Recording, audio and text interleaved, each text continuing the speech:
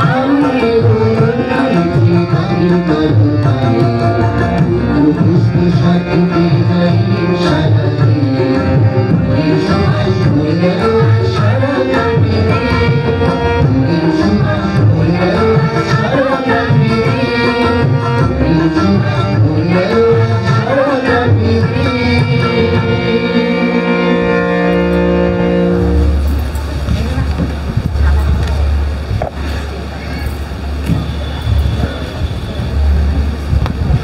পিতা ও পুত্র পবিত্র আত্মার নামে আমেন।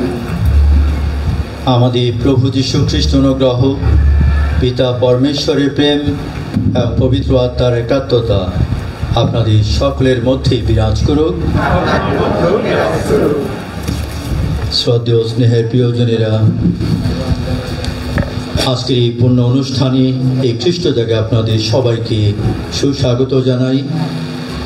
আমরা আজকে আমাদের এই সারাদি যে চ্যাপেল রয়েছে, যা ক্ষুদ্রপুষ্প সাদি তেরেজার নামে উৎসর্গীকৃত, এই প্রতিপালিকার পার্বণ উপলক্ষে আমরা এই পুণ্যভোজে এই পবিত্র খ্রিস্ট জাগে মিলিত হয়েছি। ক্ষুদ্রপুষ্প তার জীবনের মধ্য দিয়ে আমাদের কাছে প্রকাশ করেছেন, মহান হতে হলে কোনো বড় কিছু করার প্রয়োজন নেই, কিন্তু ক্ষুদ্র ক্ষুদ্র কাজগুলি সেই ভালোবাসা নিয়ে, ত্যাগ স্বীকার নিয়ে সম্পন্ন করার মধ্য দিয়ে আমরা আসলে মহান ব্যক্তিতে পরিণত হতে পারি। আমরা সাধু বা সাধ্বী হয়ে উঠতে পারি। আর তার সেই দেখানো পথে, সেই ক্ষুদ্র পথে বিচরণ করার মধ্য দিয়ে আমরা প্রত্যেকে যেন আধ্যাত্মিকভাবে আরও সমৃদ্ধি লাভ করতে পারি।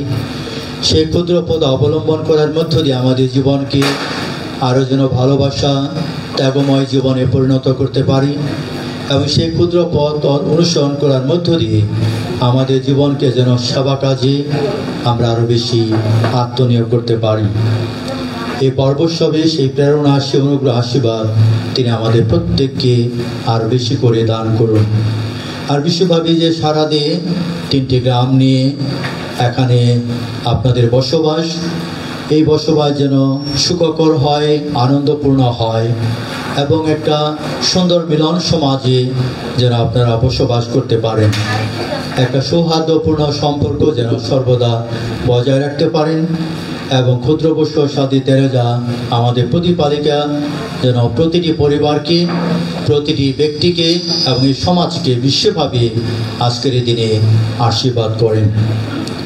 অন্যরা যারা বিভিন্ন স্থান থেকে আমরা এখানে এসেছি, আমরা যেন ক্ষুদ্রপুষ্প সাদি তেরেজার সে আশীর্বাদ, সে মঙ্গলময়তা, সে অনুগ্রহ আমাদের জীবনে আমরা লাভ করতে পারি। এবং তিনি যেমন স্বর্গে রয়েছেন, স্বর্গে দেবদূতগণ ও সাধু সন্তদের মাঝে আমরা যেন সেই ক্ষুদ্র পথ অবলম্বন করার মধ্য দিয়ে একদিন সাধু সন্তদের মাঝে আমরা যেন অবস্থান করতে পারি। কিন্তু আমরা জানি মানুষ হিসাবে অনেক সীমাবদ্ধতা আমাদের রয়েছে, অনেক দুর্বলতা রয়েছে, অনেক স্বার্থপরতা রয়েছে, অনেক পাপ রয়েছে।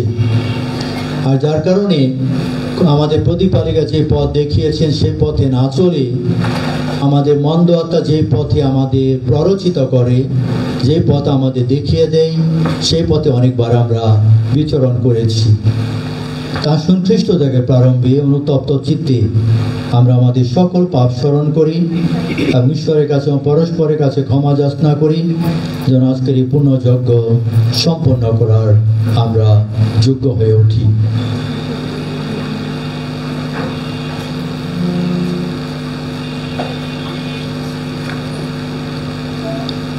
সর্বশক্তিমান ঈশ্বরের কাছে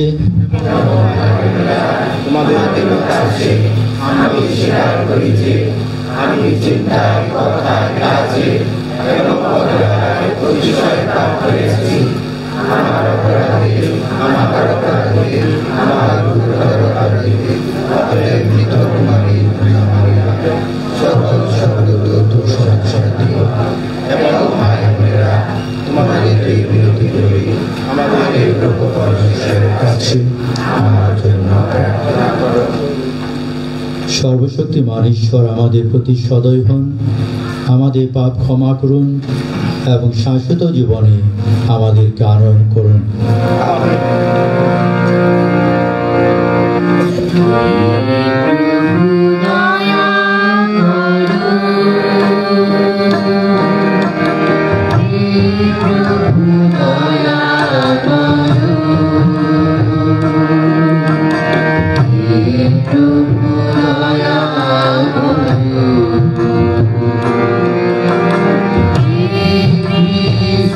দয়া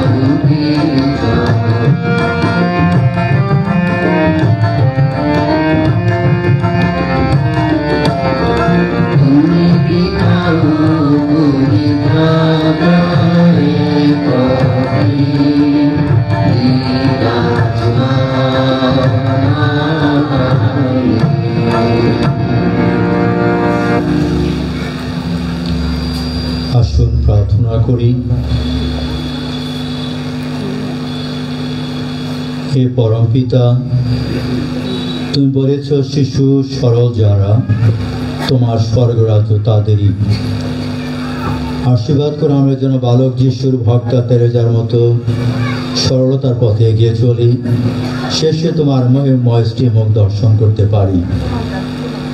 আর আজকের এই পর্বসবই আমাদের সারাদিন গ্রামের সকল ভক্তদেরকে তুমি বিশেষভাবে আশীর্বাদ করো। তারা যেন শিশু সরল মনোভাব নিয়ে বালক যিশুর ভক্তা তেরেজার জীবন আদর্শ তাদের ব্যক্তিগত জীবনে, পরিবার জীবনে এবং সমাজ জীবনে যেন বাস্তবায়িত করতে আরও বেশি সচেষ্ট হতে পারে। তোমার কাছে বিনতি জানাই, পবিত্র আত্মার সংযোগে তোমার সঙ্গে জীবনময় সর্বনেত স্বরূপে যুগে যুগে বিরাজমান আমাদের প্রভু যীশু খ্রিস্টের নামে আমেন।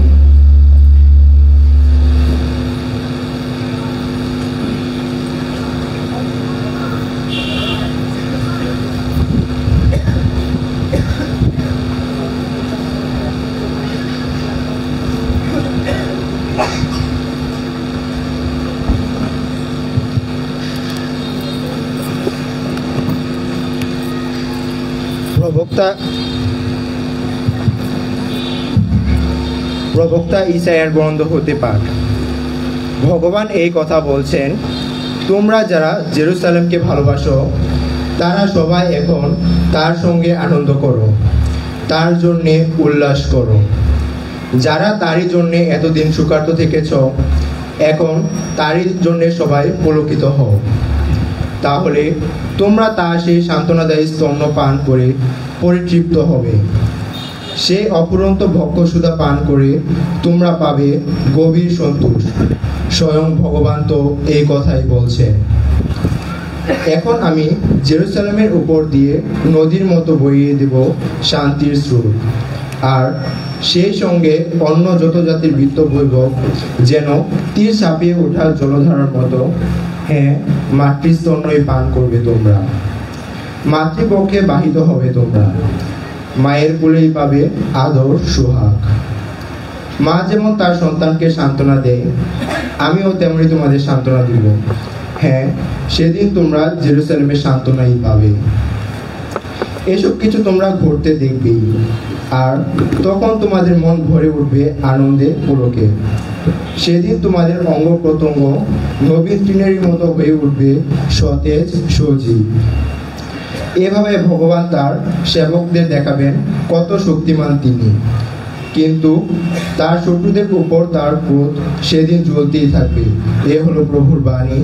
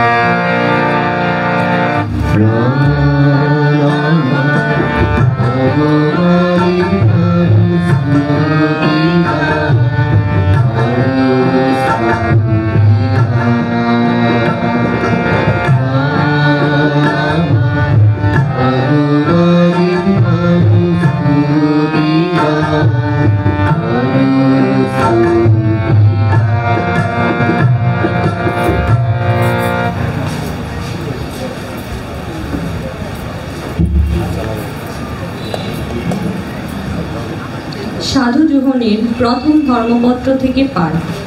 প্রীতিভাজনেরা, এসো আমরা পরস্পরকে ভালোবাসি, কারণ ভালোবাসা ঈশ্বরের কাছ থেকেই আসে।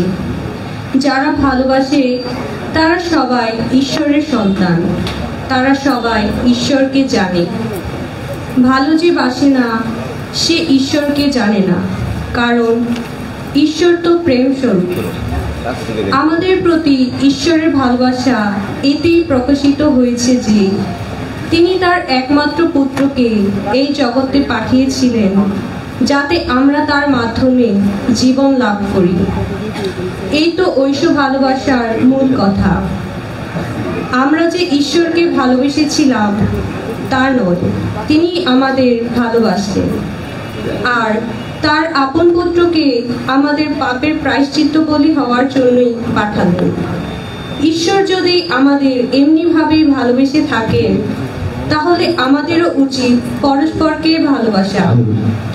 ঈশ্বরকে কেউ কোনোদিন দেখিনি, তবে আমরা যদি পরস্পরকে ভালোবাসি তাহলে ঈশ্বর নিশ্চয়ই আমাদের অন্তরে রয়েছেন এবং ঈশ্বর প্রেমও আমাদের অন্তরে পূর্ণতা লাভ করেছে। ঈশ্বরের অনুগ্রহে আমরা হয়ে উঠেছি তার সেই পরম আত্মার পূর্ণতার অংশীদার। তাতেই বুঝতে পারি যে আমরা তার আশ্রয়ে রয়েছি আর তিনিও আমাদের অন্তরে রয়েছেন। আর আমরা নিজেরাই তো দেখেছি আর তার সাক্ষীও দিচ্ছি যে পরম পিতা তার আপন পুত্রকে পাঠিয়েছিলেন এই জগতের পরিত্রাতা রূপে। যিশু যে ঈশ্বর পুত্র, যারা এই কথা স্বীকার করে ঈশ্বর তাদের সবারই অন্তরে বাস করেন আর তারও বাস করে ঈশ্বরের অন্তরে। আমাদের প্রতি ঈশ্বরের যে ভালোবাসা তা আমরা জেনেছি আর তার উপর বিশ্বাসও রেখেছি। ঈশ্বর প্রেম স্বরূপ, ভালোবাসায় যার আবাস সে বাস করে ঈশ্বরের আশ্রয়ে আর ঈশ্বরও তার অন্তরে বাস করেন। প্রভুর বাণী।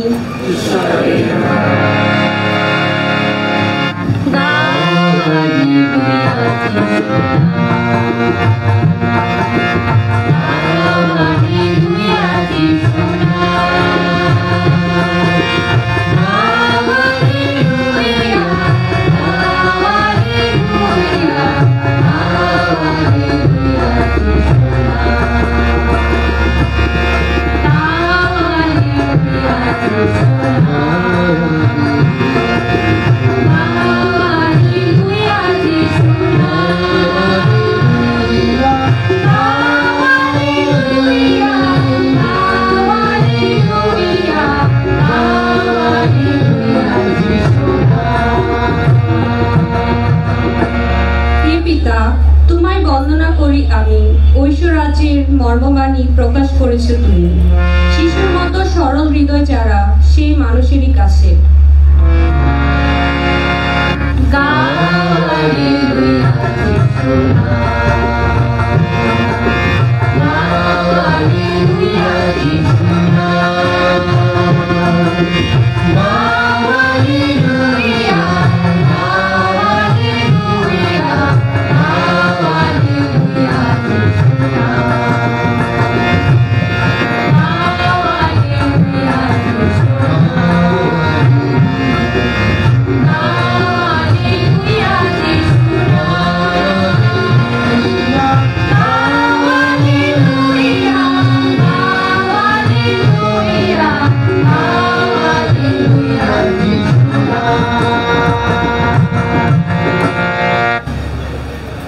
প্রভু আপনাদের সহায় থাকুন।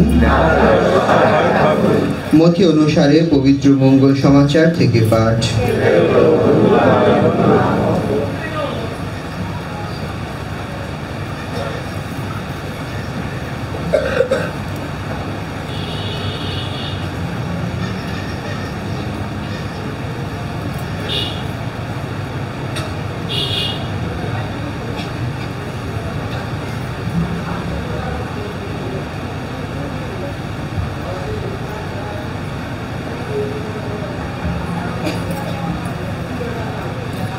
যিশু একদিন এই কথা বললেন, হে পিতা, হে স্বর্গমর্তের প্রভু, আমি তোমার বন্দনা করি, কারণ স্বর্গরাজ্যের এই সমস্ত কথা তুমি জ্ঞানী ও বুদ্ধিমান লোকদের কাছে গোপন রেখেছ আর প্রকাশ করেছ নিতান্ত শিশুদেরই কাছে। হ্যাঁ পিতা, এই তো তুমি চেয়েছিলে, এতেই ছিল তোমার আনন্দ। যিশু বলে চললেন, আমার পিতা আমারই হাতে সমস্ত কিছু তুলে দিয়েছেন। পিতা ছাড়া আর কেউই পুত্রকে জানে না, আবার পিতাকেও কেউ জানে না শুধু পুত্র ছাড়া, আর পুত্র নিজেই যাদের কাছে পিতাকে প্রকাশ করতে চায় তারা ছাড়া। তোমরা শ্রান্ত যারা, বোঝার ভারে ক্লান্ত যারা, তোমরা সকলেই আমার কাছে এসো, আমি তোমাদের আরাম দেব। তোমরা কাঁধে তুলে নাও আমারই জোয়াল, আমারই শিষ্য হও তোমরা, কারণ আমি যে কোমল বিনম্র হৃদয় আমি। দেখো, পাবে তোমরা প্রাণের আরাম, কেননা জোয়াল আমার সুবহ, বোঝাও আমার লঘু ভার। প্রভুর মঙ্গল সমাচার।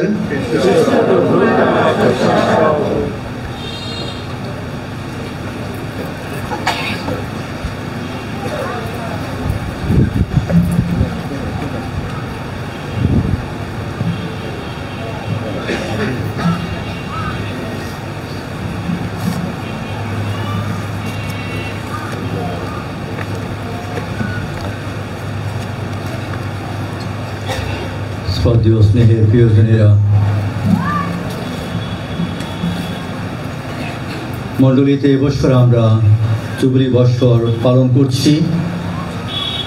আর এই জুবিলি বৎসরে আমরা দেশের অভ্যন্তরে তীর্থ করার অনেকে চেষ্টা করেছি বা তীর্থ করেছি। আবার হতে পারে দুই একজনের সৌভাগ্য হয়েছে দেশের বাইরে গিয়েও তীর্থ করার জন্য। তাই বছরটি আমাদের প্রত্যেকের জন্য খুবই একটা অনুগ্রহ লাভের বছর, এবং সেটা কোনো না কোনোভাবে আমরা অভিজ্ঞতা করতে চেষ্টা করছি। যারা দেশের বাইরে তীর্থ করতে যান, তাদের একটা চেষ্টা থাকে রোম নগরীতে, ইটালিতে বিভিন্ন ঐতিহাসিক স্থানগুলো পরিদর্শন করার পরে ফ্রান্স দেশে যাওয়ার জন্য। আর ফ্রান্সে যারা যান তারা সেখানে লুর্দ নগরীতে আর লিজু, যেখানে ক্ষুদ্রবসু সাদী তেরেজা জন্মগ্রহণ করেছিলেন, সেই স্থানগুলো তারা পরিদর্শন করতে চেষ্টা করেন। কয়েক বছর আগে আমার নিজেরও সুযোগ হয়েছিল ক্ষুদ্রবসু সাদী তেরেজা যেখানে জন্মগ্রহণ করেছিলেন, যেখানে তিনি বেড়ে উঠেছেন, সেই স্থানগুলো পরিদর্শন করা। আর ফ্রান্স দেশের লিজিও স্থানে তার জন্ম, আর এই তার বাবা মা দুজনেরই আসলে ইচ্ছা ছিল তারা ধর্মীয় জীবনে প্রবেশ করবেন। দুজনই ধর্মীয় জীবনে প্রবেশ করেছে। আর তেরেজার সারাটি জীবন যেন যুদ্ধ করে অতিবাহিত করতে হয়েছে, একটা কষ্টের মধ্য দিয়ে তাকে জীবন অতিবাহিত করতে হয়েছে। তেরেজার যখন জন্ম হয় তখন তার 2 বোন আর 2 ভাই ইতিমধ্যে তারা মারা গেছে। খুবই কষ্টের অভিজ্ঞতা। যখন তার 4 বছর বয়স তখন তার মা মারা যায়। আর তখন এই তেরেজা এক ধরনের হতাশার মধ্যে পড়ে। 10 বছর বয়সে একটা কঠিন রোগে তেরেজা আক্রান্ত হয়, এবং কথিত আছে যে মা মারিয়ার মূর্তির সামনে দাঁড়িয়ে প্রার্থনা করার মধ্য দিয়ে সে নিরাময়তা লাভ করে। 15 বছর বয়সে সে বৌদ্ধ সমাজে প্রবেশ করে, আর 4 দেওয়ালের সেই বৌদ্ধ সমাজ থেকে আর কোনোদিন বেরিয়ে আসেনি। সকলের দৃষ্টির অলক্ষ্যে তিনি থাকতেন। সঙ্গীত সিস্টারগণ কর্তৃক তিনি অনেক তিরস্কৃত হয়েছেন, তারা তাকে ভুল বুঝেছেন। আর শেষ পর্যন্ত মাত্র 24 বছর বয়সে তিনি মৃত্যুবরণ করেন। আর মৃত্যুকালে তার শেষ কথা ছিল, হে আমার ঈশ্বর, আমি তোমাকে ভালোবাসি। যে ঈশ্বরকে তিনি ভালোবেসেছেন যে ঈশ্বরের উপর তিনি আস্থা রেখেছিলেন, যে ঈশ্বরের উপর নির্ভর করে তিনি জীবনযাপন করেছেন, তার মৃত্যুকালে তিনি সেই ঈশ্বরের নাম স্মরণ করে বলেছিলেন, হে আমার ঈশ্বর, আমি তোমাকে ভালোবাসি। আর এই ভালোবাসায় তিনি স্নাত হয়েছিলেন, আর সেই ভালোবাসায় জীবনযাপন করেছেন, ভালোবাসার সাক্ষ্য তিনি দিয়েছেন। আর এই ভালোবাসার কারণে তার এই যে প্রতিকূলতা, তার যে কষ্ট, তার মধ্যে যে নির্যাতন এসেছে, সমস্ত কিছু তিনি সহ্য করার শক্তি এবং প্রেরণা পেয়েছিলেন। তিনি যখন বন্দী সমাজে ছিলেন, তখন সেখানে থেকে তিনি একটি বই রচনা করেন, এবং যে বইয়ের নাম ছিল একটি আত্মার ইতিহাস। এবং এই বইটি কিছু অংশ আমার পড়ার সুযোগ হয়েছে, এবং সেখানে তিনি উল্লেখ করেছেন যে তিনি তার জীবনে তিনি 3টি বিষয়ের উপর সবসময় গুরুত্ব আরোপ করেছেন। তার মধ্যে প্রথম বিষয়টি ছিল সব কিছুই তিনি খুবই সাধারণভাবে করতেন, কিন্তু খুবই ভালোবাসা নিয়ে আর যত্ন সহকারী। সবসময় ঈশ্বরের ইচ্ছা পালন করতে তিনি তৎপর ছিলেন। তার জীবনভর তিনি সেই সাধনা করে গেছেন, আর সেই চেষ্টা তিনি করেছেন। দ্বিতীয়ত, ঈশ্বরের পরিকল্পনায় নিজেকে তিনি সম্পূর্ণভাবে সমর্পণ করেছিলেন, হোক তা কষ্টের সময় বা আনন্দের সময়। সব কিছু তিনি গ্রহণ করেছেন, কারণ ঈশ্বর ইচ্ছার কাছে তিনি সম্পূর্ণভাবে নিজেকে সমর্পণ করেছিলেন। আর তৃতীয়ত, প্রার্থনা ত্যাগ স্বীকারের মাধ্যমে তিনি সর্বদা যে কষ্ট যাচনা করতেন, এবং এই যাচনার মধ্য দিয়ে তিনি চাইতেন যে ঈশ্বরে যারা বিশ্বাস করে না, তারা যেন বিশ্বাসী মানুষ হয়ে উঠতে পারে। আমরা আমাদের প্রার্থনার মধ্য দিয়ে আমাদের সুখ, শান্তি, আনন্দ আমরা আমার ঈশ্বরের কাছে কামনা করি। আর তিনি সেই প্রার্থনা ত্যাগ স্বীকারের মাধ্যমে কষ্ট তার জীবনে যাচনা করতেন, যেন আমার জীবনে আরো কষ্ট আসে, এই কষ্ট যেন আমি সহ্য করতে পারি, এবং এর মধ্য দিয়ে যেন পাপী মানুষের মনের পরিবর্তন হয়, অবিশ্বাসী মানুষ যেন বিশ্বাসী মানুষ হয়ে উঠতে পারে। তাই প্রিয়জনেরা, আমাদের সৌভাগ্য একজন ব্যতিক্রমধর্মী সাধ্বীকে আমরা আমাদের প্রতিপালিকা হিসাবে পেয়েছি, যিনি জীবনভর কষ্ট, ত্যাগ স্বীকার, ভালোবাসার মধ্যে জীবনযাপন করেছেন, এবং এর মধ্য দিয়ে তিনি পাপী মানুষের মন পরিবর্তনের জন্য অবিশ্বাসী মানুষকে বিশ্বাসী করার ক্ষেত্রে গুরুত্বপূর্ণ ভূমিকা পালন করেছেন। 4 দেওয়ালের মধ্যে বন্দী ছিলেন, কিন্তু তিনি অনেক মানুষের জীবনের পরিবর্তন করতে সফল হয়েছেন, তার ত্যাগ স্বীকারের মধ্য দিয়ে, তার প্রার্থনার মধ্য দিয়ে। আর তাই তিনি মিশন দেশের প্রতিপালিকা হয়ে উঠেছেন। তেরেজার জীবন ছিল শিশু সুলভ সরলতা, বিনম্রতা এবং ত্যাগ স্বীকারে পূর্ণ। ঈশ্বরের উপর গভীর ভালোবাসা, আস্থা নিয়ে জীবনযাপন করে তিনি তার জীবনকে মাধুর্যমণ্ডিত করে তুলেছিলেন। তার বিশেষ আহ্বান ছিল মণ্ডলী পুরোহিতদের এবং মিশনারিদের জন্য প্রার্থনা এবং ত্যাগ স্বীকার করার মধ্য দিয়ে তাদেরকে সহায়তা করা। তার সেই সরলতা, তার সেই বিনম্রতা, তার শীর্ষ নির্ভরশীলতার জীবন যাপন তিনি করেছেন, আর এর মধ্য দিয়ে তিনি আমাদের সামনে সুন্দর আদর্শ বা দৃষ্টান্ত স্থাপন করেছেন। প্রিয়জনেরা, আমাদের প্রতিপালিকা সরলভাবে জীবনযাপন করেছেন, বিনম্রতার সে জীবনযাপন করেছেন, ঈশ্বর নির্ভরশীল জীবনযাপন করেছেন। আমাদের জীবনে যদি আমরা ফিরে তাকাই, কত সহজে আমরা অহংকারী হয়ে যাই, কত কিছু নিয়ে আমরা গর্ববোধ করে থাকি, কত কিছু নিয়ে আমরা হিংসা করে থাকি। আর এই পরিপ্রেক্ষিতে সাধু আগস্টিন বলেছেন, অহংকার স্বর্গদূতদেরকে শয়তানে পরিণত করেছিল, আর বিনম্রতা মানুষকে স্বর্গদূতে পরিণত করে।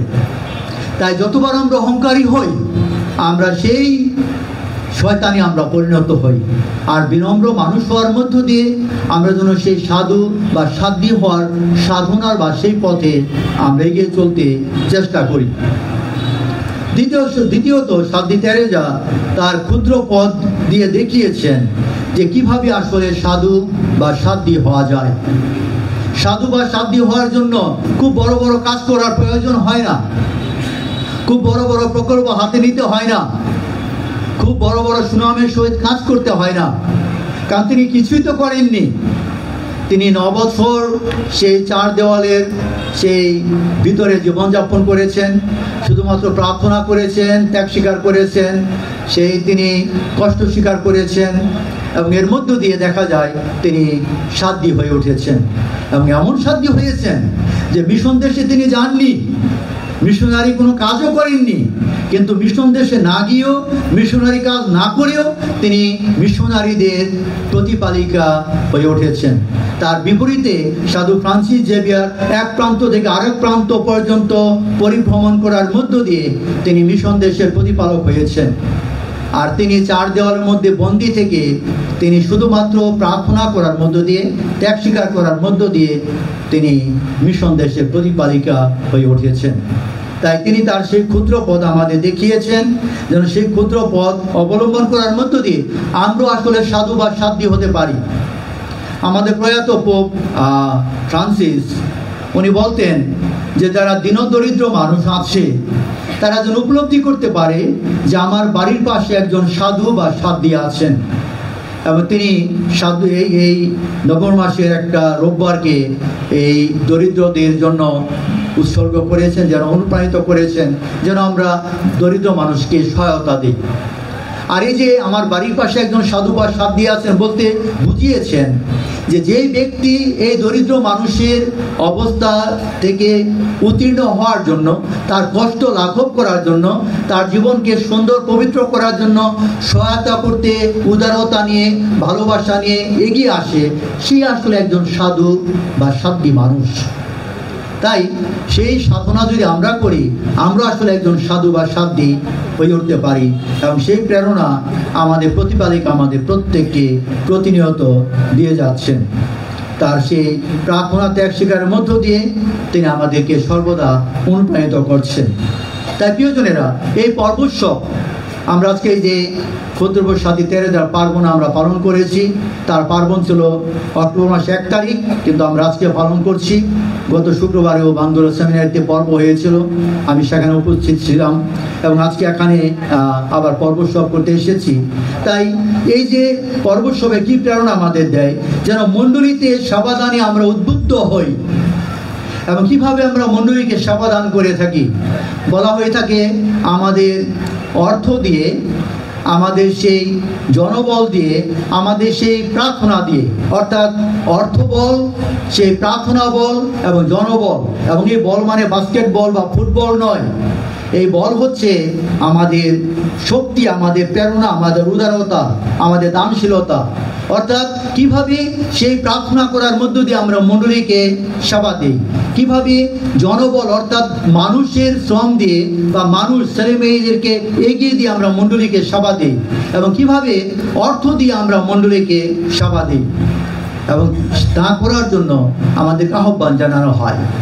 অর্থাৎ এই কোনো না কোনোভাবে এই মণ্ডলীর সেবা কাজে আমাদের উদ্বুদ্ধ হতে হয়। অনেক মানুষ আছেন যারা পরিবার থেকে তাদের ছেলে মেয়েদেরকে ধর্মীয় জীবনে এগিয়ে যেতে সহায়তা করেন, খুবই ভালো। আবার অনেক আছে নিজেরা অনেক শ্রম দেন ধর্মপল্লীর জন্য এবং সমাজের জন্য, খুবই ভালো। আবার অনেক আছেন সে কী করার তাদের সুযোগ নেই, কিন্তু অনেক প্রাচুর্য আছে, অনেক টাকা পয়সা আছে, সেখান থেকে আপনারা সহায়তা করেন, সে টাকা পয়সা দান করার মধ্য দিয়ে। আবার হতে পারে আপনার টাকা পয়সাও নেই, আপনার ছেলে মেয়েও নেই, কিন্তু আপনি প্রার্থনা করার মধ্য দিয়ে মণ্ডলীকে সহায়তা করেন। সে প্রার্থনা করতে তার পয়সা লাগে না, তা সে প্রার্থনা করার মধ্য দিয়ে আপনি মণ্ডলীকে সহায়তা দেন। অর্থাৎ এই প্রক্রিয়ার মধ্যে আমাদের প্রবেশ করতে হয়, যেন সে প্রক্রিয়ার মধ্যে প্রবেশ করার মধ্য দিয়ে আমরা মণ্ডলীর সেবা কাজে প্রত্যেকে অংশগ্রহণ করতে পারি। আমি গত বছর এই পর্বোৎসব এখানে এসেছিলাম, আবার এই বছর এখানে এসেছি। গত বছর যখন আমি এসেছি, খ্রিস্টজাগের পরে আমাকে কয়েকজন মাতবর এই গির্জাঘরটা দেখিয়েছেন, যে গির্জাঘরটা একটা জীর্ণ অবস্থা, স্কুলঘরটাও দেখিয়েছেন, সিস্টারগণ একটু জীর্ণ অবস্থা। এবং আজকে যখন আসলাম, ফাদার আলবিন আমাকে গির্জাঘরে নিয়ে গেলেন দেখানোর জন্য।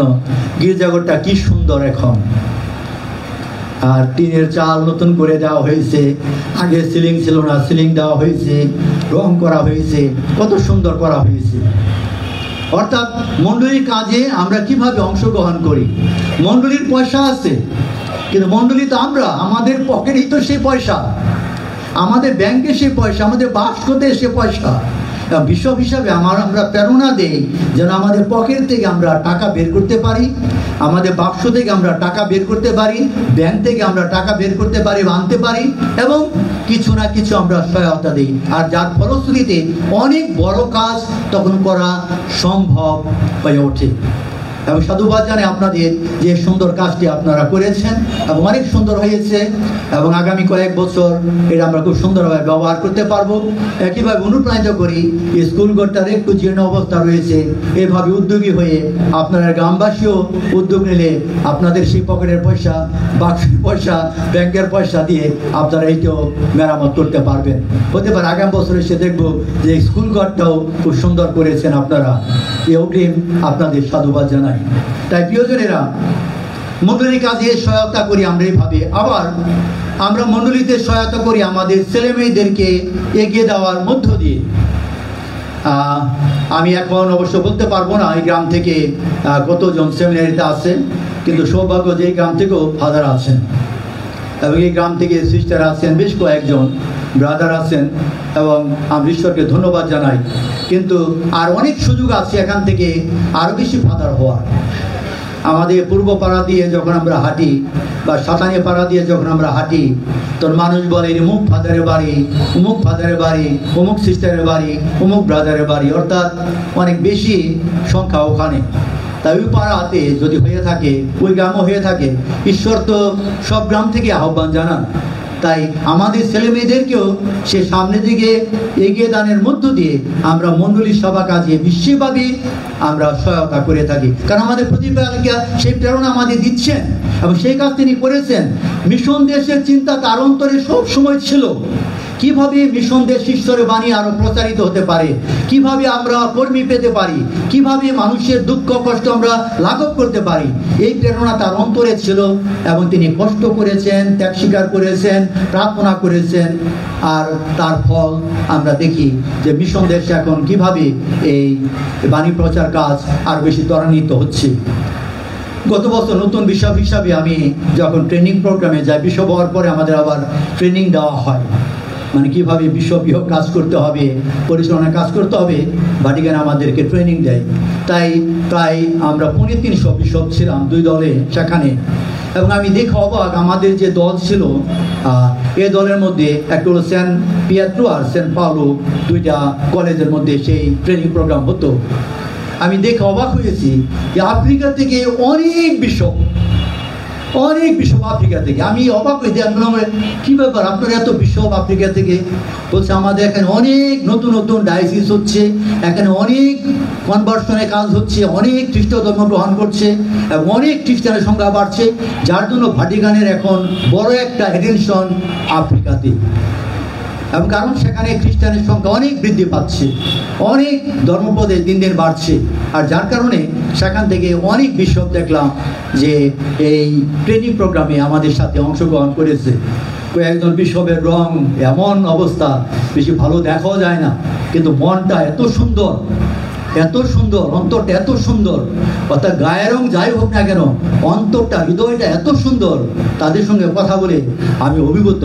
আমার সাইডম্যান একজন বিশপ ছিলেন, একেবারে মানে আমার গায়ের রঙের মানে বিপরীত হবে তার গায়ের রং, কিন্তু তার সাহায্য করার প্রবণতা, কারণ আমি বেশি আইটি সেক্টরে বেশি ভালো না, কিভাবে কম্পিউটার অপারেট করতে হবে, কিভাবে, কারণ ইটালিয়ান ভাষায় লেকচার হয়, ইংরেজি ভাষায় আমাদের কানে ইয়ারফোন ব্যবহার করে করতে হয়, কিভাবে নোট নিতে হয়, কী করতে না করতে হয়, সব কিছুর ব্যাপারে অনেক সহায়তা দিয়েছেন। এবং কথা বলে বুঝতে পেরেছি তার আধ্যাত্মিক, তার শক্তি, তার উদারতা এবং তার মনটা কত ভালো। তার গায়ের রং দিয়ে আসলে মানুষকে কোনোদিন বিচার করা যায় না। গায়ের রং পরিষ্কার হলে তার অন্তরটা যে পরিষ্কার হবে তার কোনো নিশ্চয়তা নেই। কিন্তু অনেক সময় দেখা যায় গায়ের রং পরিষ্কার কিন্তু ভেতরটা অন্ধকার, সেখানে অন্ধকার। তাই প্রিয়জনেরা, যেন আমাদের ছেলে মেয়েদেরকে আমরা অনুপ্রাণিত করি সেই সেমিনারিতে যাওয়ার জন্য বা গঠন গিয়ে যাওয়ার জন্য, যার মধ্য দিয়ে আমরা মণ্ডলীতে অনেক সেবাকর্মী পেতে পারবো। পিতামাতাদের সেজন্য ছেলে মেয়েদেরকে ত্যাগ স্বীকার করতে শেখাতে হয়। এবং এটা এখন ত্যাগ স্বীকারের প্রবণতা অনেক কমে গেছে। ত্যাগ স্বীকার করে না এই কারণে, কারণ পরিবারে অনেক একটাই সন্তান থাকে, অনেক সময় সে কিভাবে সহভাগিতা করবে। আগে একটা পরিবারে 6 জন 7 জন 7 জন 8 জন সন্তান, এক কাম নিয়ে আসলে ফজলিয়া এটা কেটে খেত, সব ভাই বোনেরা কেটে কেটে খেত, বা কোনো কিছু নিয়ে আসলে কেটে কেটে খেত। এখন একটা ফজলিয়াম একটা সন্তানরে দিয়ে দেয়, খাইতে পারে না, খা, এটা খা, খাবি না কেন, খা। অর্থাৎ সে তো সহভাগিতা শিখে না, এবং সহভাগিতা শিখার কোনো স্কোপও নেই, কারণ সে যে দেবে কেটে কেটে কাকে দিবে সে সুযোগও তার নেই। তাই প্রিয়জনেরা, যেন আমরা ত্যাগ স্বীকার করতে শিখাই, আমরা যেন তাদের শিক্ষা দেই, প্রার্থনা করতে যেন শিখাই, যেন তারা প্রার্থনা করতে আমাদের সঙ্গে একসঙ্গে জড়ো হয়, এবং এইভাবে আমরা মণ্ডলীকে সেই আমাদের প্রতিপাদিকের আলোকে আমরা এই সহায়তা দিয়ে থাকি। তারপরে যেভাবে আপনি শিশুদের হাত ধরে মেলাতে নিয়ে যান, আপনার সন্তানকে বেড়াতে নিয়ে যান, যেভাবে আপনার সন্তানকে ধরে আপনি কালচার একাডেমিতে নিয়ে যান, একইভাবে তাকে হাত ধরে তাকে গির্জায় নিয়ে যান, রবিবারের দিন গির্জায় নিয়ে যান বা বিশেষ দিনে গির্জায় নিয়ে যান, হাত ধরে নিয়ে যান, যেন সে অভ্যাস করে। আমি যখন তেজগাঁও ধর্মপল্লীতে ছিলাম বিশ্বপ হওয়ার আগে, আমি কোনোদিন ছেলে মেয়েদেরকে বাধা দিতাম না। আমি পিতামাতাকে উৎসাহিত করতাম, ছেলে মেয়েদের নিয়ে আসেন, কুলের শিশু নিয়ে আসেন, তাদের বাইরে খেলতে দেন, গির্জায় গণ্ডগোল করে আমার কোনো আপত্তি নেই, যেন তারা ছোটবেলা থেকে অভ্যস্ত হয় আমাদের গির্জায় যেতে হবে, রবিবারে খ্রিস্ট জাগে যোগদান করতে হবে। এবং অনেক ছেলে মেয়ে গির্জা করে আমি দেখতাম, সেবক হয় এক এক খ্রিস্ট জাগে প্রায় 10 জন 15 জন 20 জন 25 জন 30 জনও কোনো খ্রিস্ট জাগে, তারা পোশাক পরে বসে থাকে, কাজ থাকে না, কিন্তু পোশাক পরে, নিজের পোশাক পরে বসে থাকে। যদি প্লেট ধরতে পারে অনেক আনন্দ তাদের। এই যে উৎসাহ, সেটা বাড়ানোর দায়িত্ব যাজকদের সাথে আমাদের সবার, যেন আমাদের ছেলে মেয়েদের পরিচর্যার মধ্য দিয়ে আমরা তাদেরকে ঈশ্বরমুখী করতে পারি, মণ্ডলীমুখী করতে পারি, কারণ সেই প্রেরণা তো আমাদের প্রতিপাদিক আমাদের দিয়ে গিয়েছেন, আমাদের সেই পথ তিনি দেখিয়েছেন। তাই সেই পথে যেন আসলে আমরা বিচরণ করি। আজকে মানুষ সমাজে যে বাণী আমরা শুনতে পেলাম, বলা হয়েছে যারা শিশুর মতো সরল, ঈশ্বর তাদের কাছে নিজেকে প্রকাশ করেন, তাদেরকে তিনি তার সঙ্গী করেছেন। তিনি জ্ঞানী বুদ্ধিমান মানুষকে তার শিষ্য করার জন্য ডাকেননি। তিনি যাদেরকে ডেকেছেন তারা বেশিরভাগই পেশাতে আসলে জেলে মানে যে মাছ ধরে তাদেরকে, এবং যারা জাল দিয়ে মাছ ধরে তারা খুব বেশি বড় শিক্ষিত মানুষ না, তারা সাধারণ মানুষ। এই সাধারণ মানুষকে তিনি বেছে নিয়েছেন তার কাজ করার জন্য, তার সঙ্গী হওয়ার জন্য, তার শিষ্য হওয়ার জন্য। এই সরল মানুষ, তাদেরকে তিনি প্রেরণা দিয়ে মহান কাজ করতে তাদেরকে তিনি উদ্বুদ্ধ করেছেন। এবং আমরা দেখি, যদিও তাদের মধ্যে দুর্বলতা ছিল, তাদের মধ্যে ভয় ভীতি ছিল, তারা যিশুকে অস্বীকার করেছে, তাকে বিক্রি করে দিয়েছে, খুবই মানবিক দিকগুলো আমরা দেখি। কিন্তু যখন পবিত্রতাকে তারা লাভ করেছে, তার পরবর্তী জীবন দেখি যে কত প্রেরণা নিয়ে তারা সেই প্রচার কাজে আত্মনিয়োগ করেছে। এক প্রান্ত থেকে আরেক প্রান্তে গিয়ে তারা যিশুকে ঘোষণা করেছে, তারা পুনরুত্থিত খ্রিস্টের সাক্ষ্য বহন করেছে। তাই আমরা যেন প্রতিদিনকার জীবনে এই সাধনার মধ্য দিয়ে সরল মানুষ হয়ে উঠি, বিনম্র মানুষ হয়ে উঠি, ঈশ্বর নির্ভরশীল মানুষ হয়ে উঠি। এবং এই সরলতা, বিনম্রতা, ঈশ্বর নির্ভরশীলতার মধ্য দিয়ে আমাদের প্রতিপালিকা জীবনযাপন করেছেন এবং আমাদেরকে প্রেরণা দিচ্ছেন, আমরা যেন সেই পথ অনুসরণ করার মধ্য দিয়ে ঈশ্বরের গৌরব, ঈশ্বরের মহিমা আমরা প্রচার করতে পারি। তাই প্রিয়জনেরা, আপনাদের অনেক সাধুবাদ জানাই, অনেক ধন্যবাদ জানাই যে এই গ্রামে, এই 3টা গ্রাম একসাথে আপনারা এখানে জীবনযাপন করছেন, সম্মিলিতভাবে অনেক সুন্দর কাজ করছেন। ফাদারের সঙ্গে পরামর্শ করে একাত্ম হয়ে এই সমস্ত আয়োজন, বিরাট একটা আয়োজন প্রতি বছর আপনারা করে যাচ্ছেন, অনেক কাজে আপনারা সহায়তা করছেন, নিশ্চয়ই আপনাদের অনেক সাধুবাদ জানাই। পাশাপাশি আমাদের জীবন, আমাদের পরিবার, আমাদের সমাজকেও যেন একইভাবে আমরা সংঘবদ্ধ করতে পারি, একটা মিলন সমাজ হিসাবে গড়ে তুলতে পারি, যেন সেখানে আমাদের মধ্যে পারস্পরিক ভ্রাতৃত্ববোধ থাকবে, পারস্পরিক সুসম্পর্ক থাকবে, এক অন্যের প্রয়োজনে আমরা সাড়া দিতে পারবো, এক অন্যের সাথে যুক্ত হয়ে একসাথে আমরা যাত্রা করতে পারবো। যা কিছু আমাদের বিচ্ছিন্ন করে, যা কিছু আমাদের এক অন্যের কাছ থেকে দূরে সরিয়ে দেয়, সেগুলো আমাদের জীবন থেকে বাদ দিয়ে কি আমাদেরকে একত্রিত একত্রিত করে, একীভূত করে, মিলিত করে, সেগুলো আমাদের জীবনের চর্চার মধ্যে যেন আমরা রাখতে পারি। এবং এই যে 3টা গ্রাম একসাথে আপনারা বিভিন্ন কর্মকাণ্ড পরিচালনা করছেন, যেন সেই ধারাবাহিকতা অব্যাহত থাকে এবং ভবিষ্যৎ প্রজন্ম যেন সেই দিকটা স্মরণে রেখে সেই ধারাবাহিকতা বজায় রেখে সুন্দরভাবে জীবনযাপন করতে পারে এবং এই গ্রামের উন্নয়নের জন্য আরও অনেক পদক্ষেপ গ্রহণ করতে পারে। আমাদের প্রতিপালিকা ক্ষুদ্র সাথী তেরেজা যে আদর্শ আমাদের সামনে রেখেছেন আর যে প্রেরণা তিনি আমাদের দিচ্ছেন, সেই প্রেরণার আলোকে আমরা প্রত্যেকে যেন সুন্দর পবিত্র জীবনযাপন করে সেই স্বর্গীয় পথে একসাথে এগিয়ে যেতে পারি।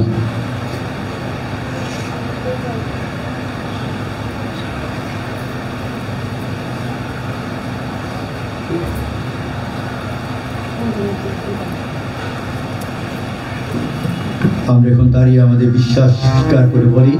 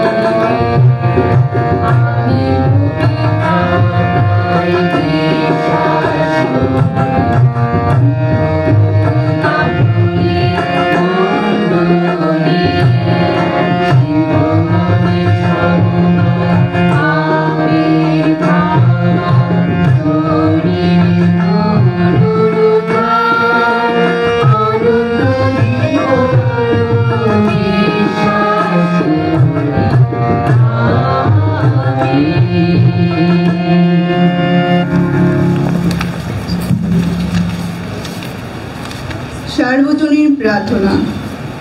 মণ্ডলীর পরিচালকদের জন্য প্রার্থনা করি, আমাদের পুণ্যপিতা পোপ চতুর্দশ লিও, কার্ডিনাল, বিশপ, ফাদার, ব্রতধারী ব্রতধারিণী প্রত্যেকে যেন সুস্থ দেহ মনে ও পরিশুদ্ধ অন্তর নিয়ে খ্রিস্টমণ্ডলীকে সঠিকভাবে পরিচালনা দান করতে পারেন এবং খ্রিস্টের বাণী প্রচার করতে পারেন। এই উদ্দেশ্যে আমরা প্রভুর কাছে প্রার্থনা করি।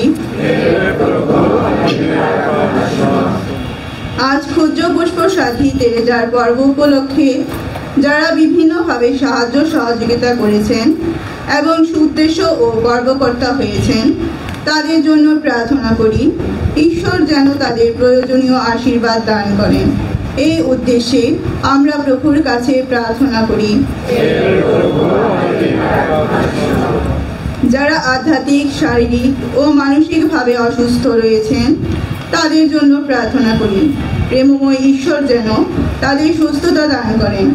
এই উদ্দেশ্যে আমরা প্রভুর কাছে প্রার্থনা করি। দৈনন্দিন জীবনে আমাদের প্রত্যেকের যে দায়িত্ব কর্তব্য রয়েছে, তা যেন বিশ্বস্ততার সাথে পালনের মধ্য দিয়ে নিজের ও অন্যের মঙ্গল সাধন করতে পারি। আসুন এই উদ্দেশ্য জানিয়ে প্রভুর নিকট প্রার্থনা করি। বিশ্বের শান্তির জন্য এবং বিশেষভাবে আমাদের দেশের শান্তির জন্য প্রার্থনা করি। আমাদের দেশের নেতৃবর্গ যেন সমঝোতা ও সহযোগিতার মনোভাব নিয়ে সকলে একসাথে কাজ করতে পারেন। এই উদ্দেশ্যে আমরা প্রভুর কাছে প্রার্থনা করি।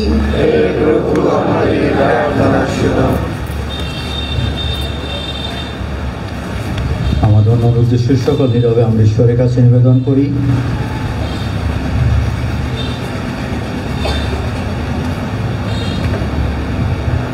মহরময় পিতা, তোমাদের বিশ্বাস এবং প্রত্যাশা রেখে আজকের এই পুণ্যভোজে অংশগ্রহণ করে আমরা আমাদের প্রার্থনা সকল তোমার কাছে নিবেদন করেছি। তাছাড়া আমাদের অন্তর অনেক প্রার্থনা রয়েছে, সবই তুমি জানো। সদয় আমাদের ব্যক্ত অব্যক্ত সমস্ত প্রার্থনা তুমি আমাদের মঙ্গলার্থী এবং তোমার মহিমা বৃদ্ধি করবে পূরণ করো। প্রাণদাতা প্রভু যীশু খ্রিস্টের নামে আমেন।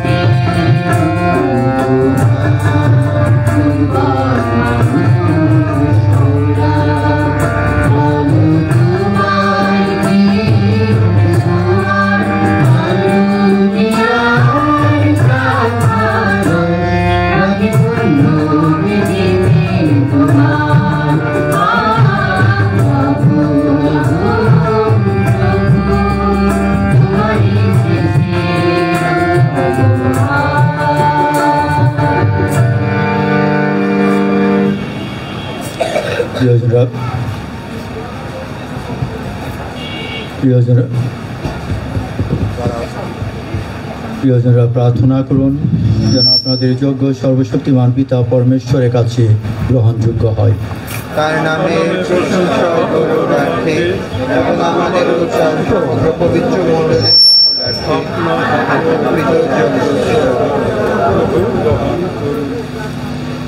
এই সর্বগুণের আধার ভালো যিশুর ভক্তা 13,000 কথা স্মরণ করে আমরা তোমারই মহাকীর্তির কথা স্মরণ করি। তোমার শ্রীচরণে প্রণতই আমরা এখন অনুনয় করি। তার পুণ্যের সঞ্চয়ে তুমি যেমন প্রীত হয়েছিলে তেমনি আমাদের বিনম্র সমাধানেও তুমি প্রসন্ন হও। এই মিনতি জানাই ত্রাণদাতা প্রভু যীশু খ্রিস্টের নামে। প্রভু আপনাদের সহায় থাকুন, আপনার হৃদয় উত্তোলন করুন।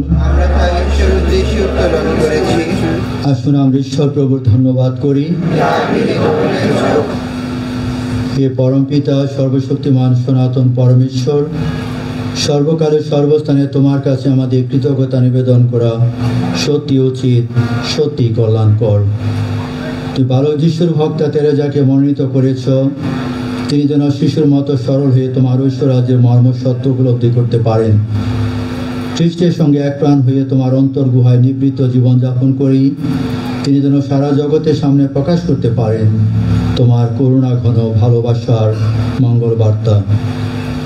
সর্বমানব মুক্তির জন্য তুমি যে পরিকল্পনা করেছ, তাতে তুমি যে ভূমিকা তার জন্য নির্দিষ্ট করে রেখেছিলে, তিনি পবিত্রতায় প্রেরণায় অনুপ্রাণিত হয়ে তা বুঝতে পেরে সর্বান্তকরণে সেই ভূমিকা পালন করেছেন।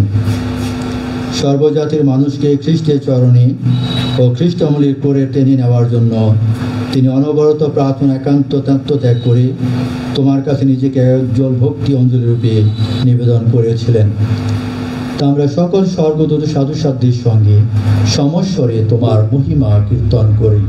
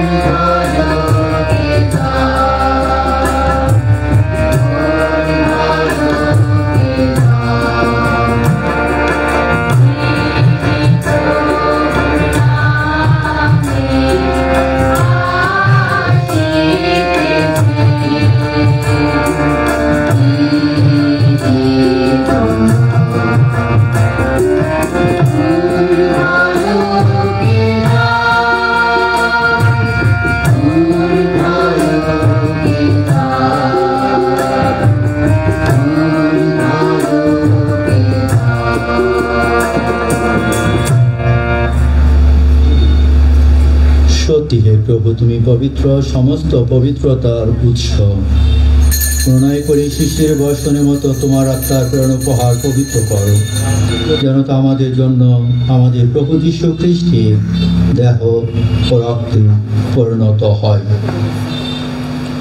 মৃত্যু যাতনায় স্বেচ্ছায় সমর্পিত হওয়ার ক্ষণে তিনি রুটি হাতে নিলেন এবং ধন্যবাদ জানিয়ে তা ভাঙলেন এবং তা শিষ্যদের দিয়ে বললেন, নাও, এ থেকে খাও সকলে, কেননা এ আমার দেহ যা তোমাদের জন্য সমর্পিত হবে।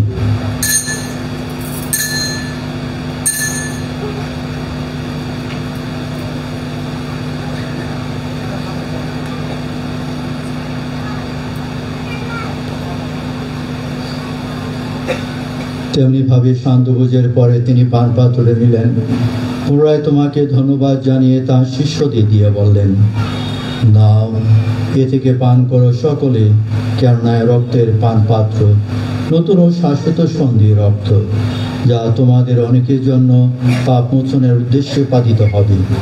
আমার শরণার্থে তোমরা এ অনুষ্ঠান করো।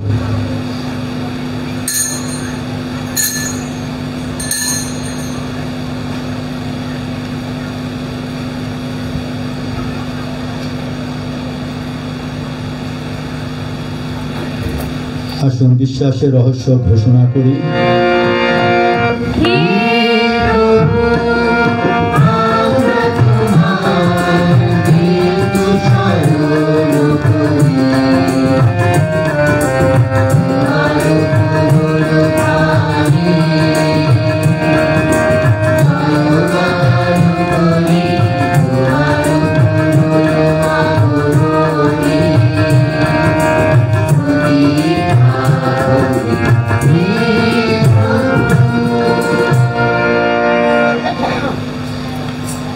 হে প্রভু, তার মৃত্যু পুনরুত্থানের স্মরণ পালন করে আমরা জীবনদায়ী রুটি ও মুক্তিদায়ী পানপাত্র তোমার কাছে নিবেদন করি।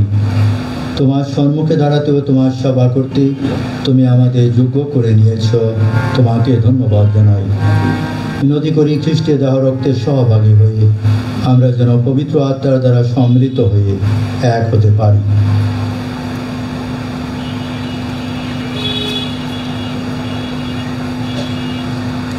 হে প্রভু, সমগ্র ভূমণ্ডলে বিস্তৃত তোমার উপাসক মণ্ডলীকে স্মরণে রেখো। আমাদের পোপ চতুর্দশ লিও, আমাদের আর্চবিশপ বিজয় আবার যাজক সমাজের সাথে তাকে তোমার প্রেমের পূর্ণতায় গড়ে তোলো।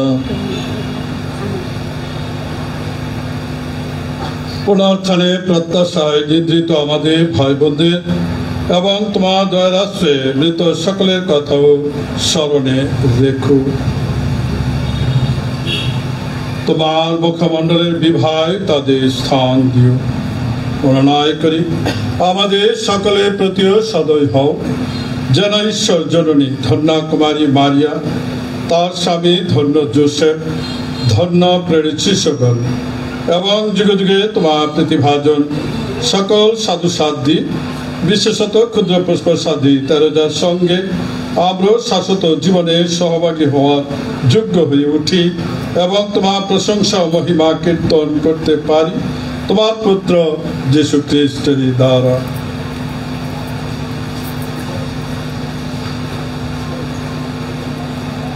তার দ্বারা, তার সঙ্গে, তারই মধ্যে পবিত্র আত্মার সংযোগে হে সর্বশক্তিমান পিতা পরমেশ্বর, সমস্ত গৌরব তোমারই, তোমারই সমস্ত মহিমা যুগ যুগান্তরে।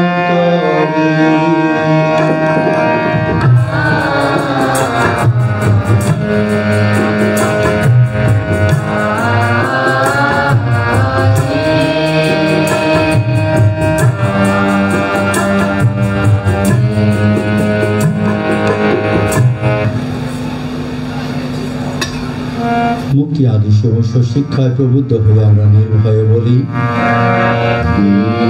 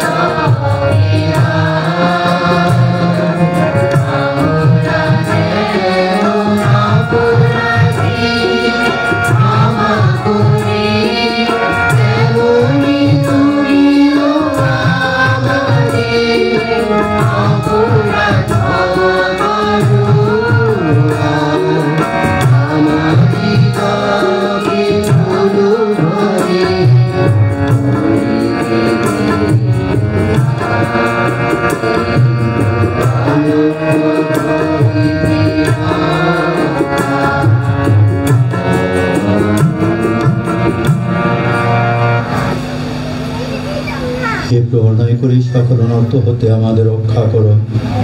রসনে প্রথম আমাদের শান্তি প্রদান করো, যেন তোমার করুণার উপর নির্ভর করে আমরা পাপ থেকে সর্বদা মুক্ত এবং সমস্ত সংকট থেকে নিরাপদে থাকি। আমরা রয়েছি সে পূর্ণ আশায় এবং আমাদের মুক্তিদাতা যীশু খ্রিস্টের আগমনের প্রতীক্ষায়।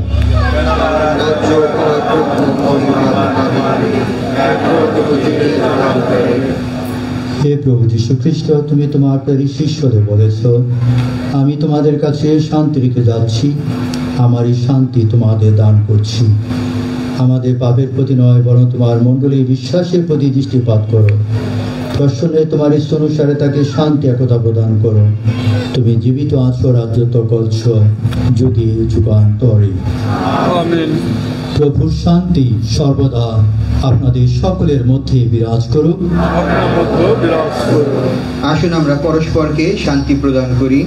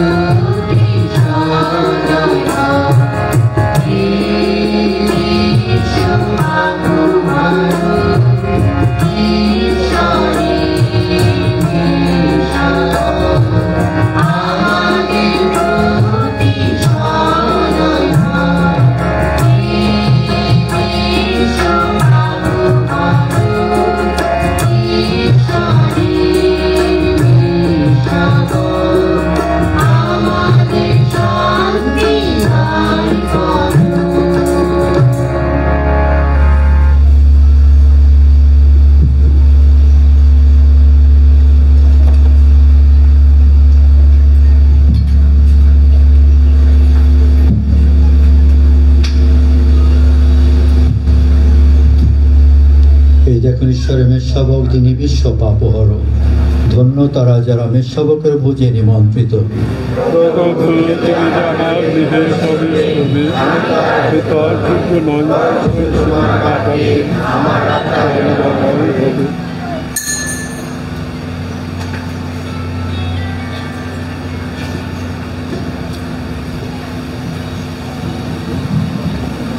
শ্রদ্ধাভাজন খ্রিস্ট ভক্তগণ, আমরা এখন পবিত্র খ্রিস্ট প্রসাদ গ্রহণ করব।